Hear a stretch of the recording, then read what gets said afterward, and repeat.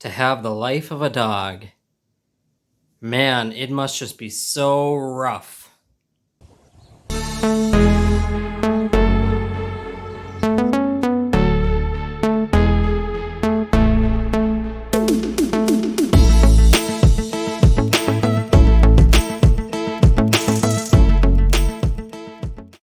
Hello and welcome back. Thank you for joining me like you do each and every week.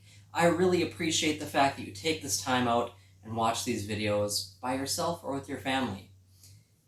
I got a little bit of a special guest with me. I'm sure you've seen him in a few of these videos. I got my dog Mozzie here. If you remember Mozzie, he was Hank a couple months ago, but by we I mean Sarah, my wife, and I, we adopted Hank, and we have now given him a new name of Mozzie.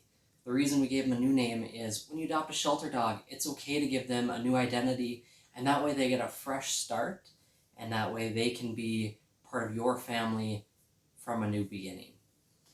So we chose the name Mozzie because Sarah likes the name a lot. It comes from a TV show that she really likes, and Mozzie just likes to chill by me a lot of times, so I figured I'll record with him right by me, if that's okay with you guys. So, like we do every week, let's connect, light our candles so we can know that we are connected through the Holy Spirit. If you have a couple siblings, make sure you take turns lighting the candle, and also by who gets to blow it out. Sharing is caring, and we want to make sure that you all get that opportunity to do that. And maybe in your family, maybe you each light your own candles. However you do it, that is okay.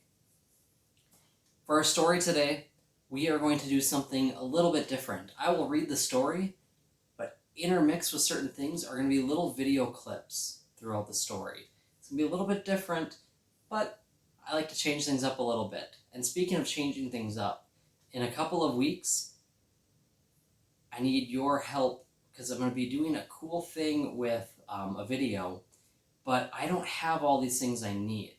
I'm looking for a bunch of Lego guys or gals, and they can be of any type. And the reason for it is I'm going to kind of do something with a bunch of Lego people and make this into a video for something that'll be in the middle of July.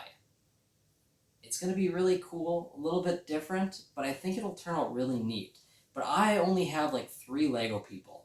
So if you can spare a few Lego people that I could borrow, let your parents know and they'll get a hold of me and I'll make sure I return them, just the ones that you had, right back to you. I'll also sanitize them, put them in a bag, and give them back to you that way. So let me know if you guys can do that. But our story today, it's again continuing with Moses. I said we had one more left. Well, I found an extra one, so we actually got 2. This is our extra one.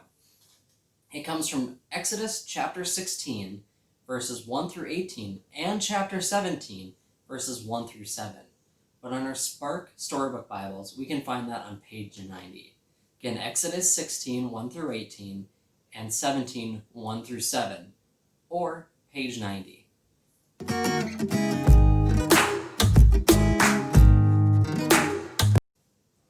Manna, quail, and water. God loved the Israelites and their leader, Moses. God promised to bring the people to a place where they could build homes and live happily. They had never lived outside of Egypt before, and they were afraid. But God went with them as they walked long and far to the place that God had promised. Traveling was hard and tiring. Along the way, the people became hungry. They complained to Moses. "I'm so hungry," one boy cried. "I wish we could go back to Egypt," whined a little girl.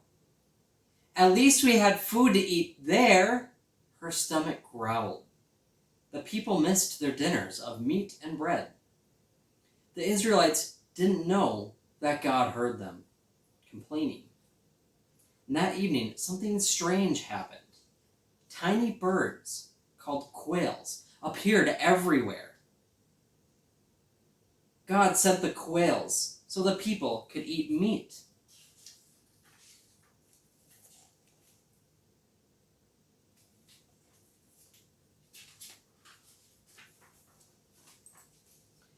Each morning, the ground glistened with fresh dew. Even after the sun had dried up, the dew was still there. and something else was covering the ground. It looked like bread had rained down from heaven. It was manna. The manna looked like tiny seeds and tasted like bread. The people ate and ate. Every day God sent manna and quails so that the people had food to eat. The Israelites kept traveling toward the place God had promised. After a while, they had ran out of water. Even though God had given them food when they were hungry, the people still complained. "My mouth feels like a desert," sobbed a child. The people were thirsty. This time, God told Moses to hit a rock with his staff. When he did, water gushed out of the rock, and people had more than enough to drink. God gave food and water to the Israelites every day. God took care of the people, just like God had promised.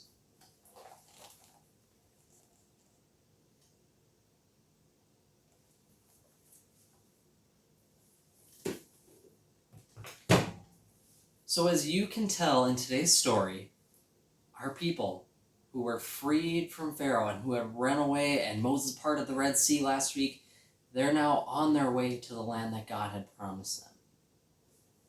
But as you could tell, so they're free. As you could tell though, it wasn't the same as it was back in Egypt. They had no food, they had no water, no shelter, and they were walking a long time. Hunger set in, they were thirsty, but God provided. And when they were thirsty, God worked through Moses yet again, who took his staff, hit it on a rock, and water came gushing out. That's amazing. God continued to work through Moses. In next week's story, we're going to hear more about how God continued to work through Moses. Moses did something really important for God. Not only did he free the people, but he did something even more that helped the people out and still helps us out today on how we live our lives. You'll have to find out what that is next week, though.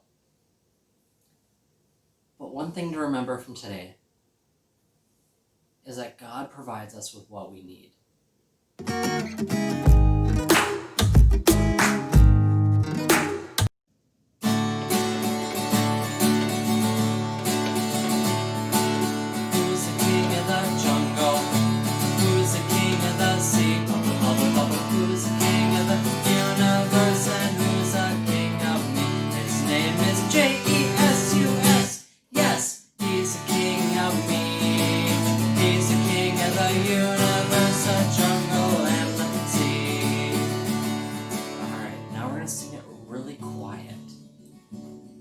Whisper if you want, but it has to be quiet. Who's the king of the jungle? Who's the king of the sea? Who's the king of the universe? And who's the king of me? His name is Jesus. Yes, he's the king of me. He's the king of the universe, the jungle and the sea. Alright, and the last one, we're going to do it like we always end it with. Sing out, sing loud, sing proud. Here we go. Who's the king of the jungle? Who's the king of the sea? Who's the king of the universe? And who's the king of me? His name is Jesus. Yes, he's the king of me.